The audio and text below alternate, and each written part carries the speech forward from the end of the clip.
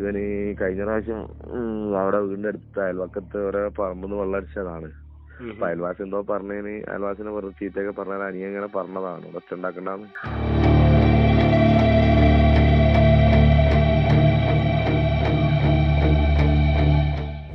അക്രമം ഇല്ലെങ്കിലും എല്ലാവരും കത്തിയൊക്കെ കാണിച്ച് വീട്ടുകാരെ പേടിപ്പിക്കലൊക്കെ എന്റെ സ്ഥിരം പരിപാടിയായിരുന്നു.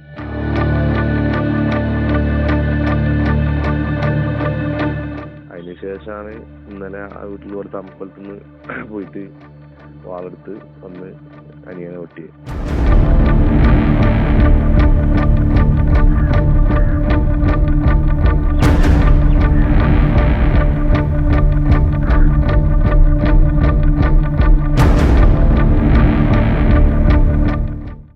നമസ്കാരം.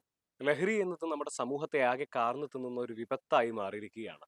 ദിവസേന നിരവധി വാർത്തകളാണ് ലഹരിയുമായി ബന്ധപ്പെട്ട് നാം കേട്ടുകൊണ്ടിരിക്കുന്നത്. അവയിൽ ഏറ്റവും ഒടുവിലായി കേൾക്കുന്നത് കഴിഞ്ഞ ദിവസം വൈകുന്നേരം 5 മണിയോടുകൂടി കോഴിക്കോട് ജില്ലയിലെ താമരശ്ശേരിക്കടുത്തുള്ള ചമൽ എന്ന സ്ഥലത്ത് കാരപ്പറ്റപ്പുറായിൽ അഭിനന്ദ് എന്ന യുവാവിന് സ്വന്തം ജ്യേഷ്ഠനാൽ വെട്ടേൽക്കപ്പെടുന്നു എന്നുള്ളതാണ്. കഴിഞ്ഞ ദിവസം ഇദ്ദേഹത്തിന്റെ ജ്യേഷ്ഠനായ അർജുൻ ഇവരുടെ അയൽവാസിയുടെ പറമ്പിലിരുന്ന് മദ്യപിച്ചിരുന്നു. ഇത് അനുജനായ അഭിനന്ദ് ചോദ്യം ചെയ്തതിൽ പ്രകോപിതനായാണ് ഇത്തരത്തിൽ ജ്യേഷ്ഠനായ അർജുൻ അഭിനന്ദിനെ സമീപത്ത് തന്നെ ഉണ്ടായിരുന്ന കാരപ്പറ്റ ക്ഷേത്രത്തിന്റെ കുരുതിത്തറയിൽ സൂക്ഷിച്ചിരുന്ന വാൾ എടുത്തുകൊണ്ടുവന്ന് വെട്ടിയത് എന്നാണ് നമുക്ക് മനസ്സിലാക്കാൻ വേണ്ടി സാധിക്കുന്നത്. ജ്യേഷ്ഠനായ അർജുൻ ലഹരിക്ക് അടിമയായിരുന്നു എന്നും ഇദ്ദേഹത്തിന്റെ ബന്ധുക്കൾ അടക്കമുള്ള ആളുകൾ പറയുന്നുണ്ട്. നിരവധി തവണ ഇതിനു മുൻപും ജ്യേഷ്ഠനായ അർജുൻ ബന്ധുക്കളെ അടക്കം കത്തി ഉൾപ്പെടെ കാണിച്ച് ഭീഷണിപ്പെടുത്തുന്ന ഒരു സാഹചര്യം ഉണ്ടായിരുന്നു. അത്തരം സന്ദർഭങ്ങളിലെല്ലാം അർജുൻ അടക്കമുള്ളവർ ഇടപെട്ടിട്ടാണ് ഇദ്ദേഹത്തെ ലഹരിമുക്ത കേന്ദ്രത്തിലടക്കം ആക്കിയിരുന്നു. എന്നാൽ ഇതിന്റെ എല്ലാം വൈരാഗ്യം മനസ്സിൽ സൂക്ഷിച്ചുകൊണ്ടാണ് കഴിഞ്ഞ ദിവസം ഇത്തരത്തിൽ ഈ അർജുൻ എന്ന യുവാവ് അനുജനായ അഭിനന്ദിനെ വെട്ടി പരിക്കേൽപ്പിച്ചതെന്നാണ് നമുക്ക് മനസ്സിലാക്കാൻ വേണ്ടി കഴിയുന്ന കാര്യം. തൊട്ടടുത്ത് തന്നെയുള്ള കാരപ്പറ്റ ക്ഷേത്രത്തിന്റെ കുരുതിത്തറയിൽ സൂക്ഷിച്ചിരുന്ന വാൾ എടുത്തുകൊണ്ടുവന്നിട്ടാണ് ഇദ്ദേഹം അനുജനായ അഭിനന്ദിന്റെ തലയ്ക്ക് വെട്ടിയത്. പരിക്ക് ഗുരുതരമല്ല, എന്നാൽ ഏതാനും സ്റ്റിച്ചുകൾ തലയിലുണ്ട് എന്നാണ് നമുക്ക് മനസ്സിലാക്കാൻ വേണ്ടി സാധിക്കുന്നത്. ഈ അർജുൻ ഈ അമ്പലത്തിന്റെ കുരുതിത്തറയിൽ പോയി വാൾ എടുത്തുകൊണ്ടുവരുന്നതിന്റെ CCTV ദൃശ്യങ്ങൾ ലഭ്യമായിട്ടുണ്ട്. അവ നമുക്കൊന്ന് കാണാം.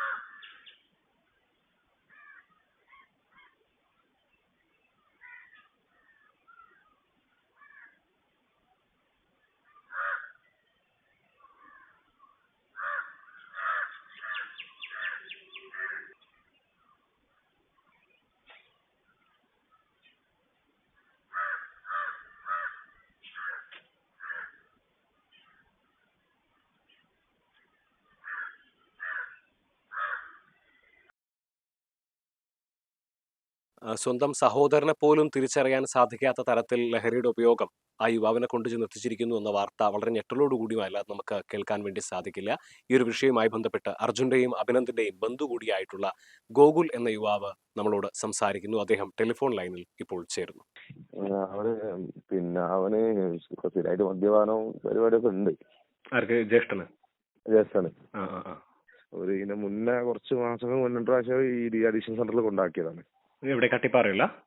കട്ടിപ്പാറയുണ്ട്, പിന്നെ കൂരാച്ചുണ്ട് ഭാഗത്തൊന്നും ഉണ്ടാക്കിയത് ഒരു 5-6 മാസം മുന്നേ.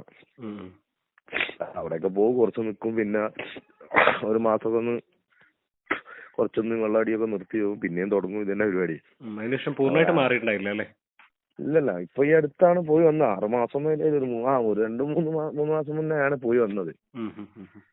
പോയി വന്ന് കുഴപ്പമില്ലാതെ പിന്നെ വീണ്ടും വെള്ളടിയും വേറെ മരുന്നതിനോടൊക്കെ ഉണ്ട് തോന്നുന്നു ഒക്കെ തുടങ്ങി.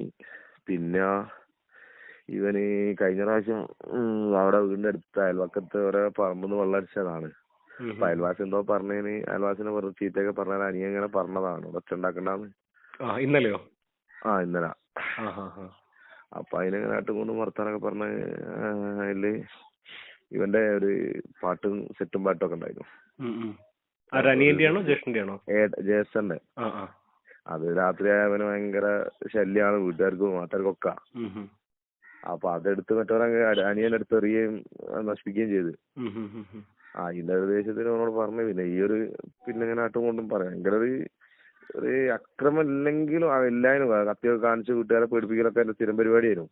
ഇതിനു മുമ്പ് ഉണ്ടായിട്ടുണ്ട് കത്തി കാണിച്ച് വീട്ടുകാരെ പേടിപ്പിക്കുന്നത്? ഇതിനു മുന്നേ വീട്ടിൽ നിന്ന് നടന്നൊന്നും കത്തിയൊക്കെ കാണിച്ച് വീട്ടുകാരെ പേടിപ്പിക്കുക. അല്ലാണ്ട് ഒരാളെ ഒരു പരിക്ക് ഏൽപ്പിച്ചിട്ടൊന്നുമില്ല. ആട്ടും കൂട്ടും കാണിച്ച് ഇതാക്കലായിരുന്നു. ഭീഷണിപ്പെടുത്തി വീട്ടുകാരൊക്കെ പേടിച്ച് പോലായിരുന്നു സ്ഥിരം. അതിനുശേഷമാണ് ഇന്നലെ ആ വീട്ടിൽ കൊടുത്ത അമ്പലത്തിൽ നിന്ന് പോയിട്ട് വാളെടുത്ത് വന്ന് അനിയനെ വെട്ടിയത്. അല്ല ഇത് എന്നിട്ട് ഇപ്പൊ അനിയന്റെ എപ്പോഴത്തെ അവസ്ഥ എന്താണ്? അനിയന് കുഴപ്പമില്ല. തലക്ക് സ്റ്റിച്ച് ഉണ്ട്. ഇപ്പൊ വീട്ടിൽ വന്നോ? വീട്ടിലുണ്ട്. ഓക്കെ, ശരി. അല്ല എന്നിട്ട് ജ്യേഷ്ഠന് ഒരു പരാതി അങ്ങനെ എന്തെങ്കിലും കൊടുത്തിട്ടുണ്ടോ? ഉണ്ട്. പരാതി ഉണ്ട്. പിന്നെ അമ്പലത്തിന്റെ പരാതി ഉണ്ട്. അമ്പലത്തിന്റെ പരാതി ഉണ്ടല്ലേ? അമ്പലത്തിൽ നിന്ന് വാളെടുത്ത് തന്നെ. ഓക്കെ, ശരി. Thank you. നമ്മൾ ഈ വിഷയവുമായി ബന്ധപ്പെട്ട് ക്ഷേത്രം ഭാരവാഹികളുമായും സംസാരിച്ചിരുന്നു. അവർ പറയുന്നതനുസരിച്ച് ഈ ക്ഷേത്രത്തിനൊരു യുവജന സംഘടന ഉണ്ടായിരുന്നു.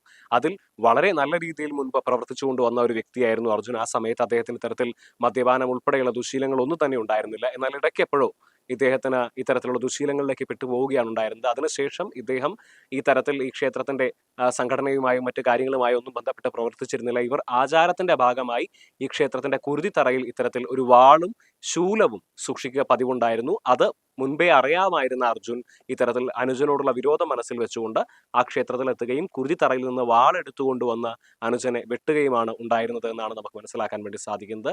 ആ വെട്ടേറ്റ അനുജനായ അഭിനന്ദിന്റെ പരിക്ക് ഗുരുതരമല്ല എന്നുള്ളത് മാത്രമാണ് ഇക്കാര്യത്തിൽ ഒരു ആശ്വാസത്തിന് വക നൽകുന്ന കാര്യം. എന്തു തന്നെയായാലും ലഹരിയുടെ അമിതമായ ഉപയോഗം കാരണം സ്വന്തം ബന്ധുവിനെ പോലും തിരിച്ചറിയാൻ കഴിയാത്ത സാഹചര്യത്തിലേക്ക് നമ്മുടെ യുവത മാറുന്നു എന്നുള്ളത് വളരെയധികം ഭയപ്പാടുണ്ടാക്കുന്ന ഒരു കാര്യം തന്നെയാണ്. സർക്കാർ സംവിധാനങ്ങൾ ഇത്തരത്തിൽ ലഹരിയുടെ അമിതമായ ഉപയോഗം അല്ലെങ്കിൽ കേരളത്തിലേക്കുള്ള ഒഴുക്ക് തടയുന്നതിന് വേണ്ട നടപടികൾ കാര്യക്ഷമമായി തന്നെ പ്രവർത്തിക്കണം.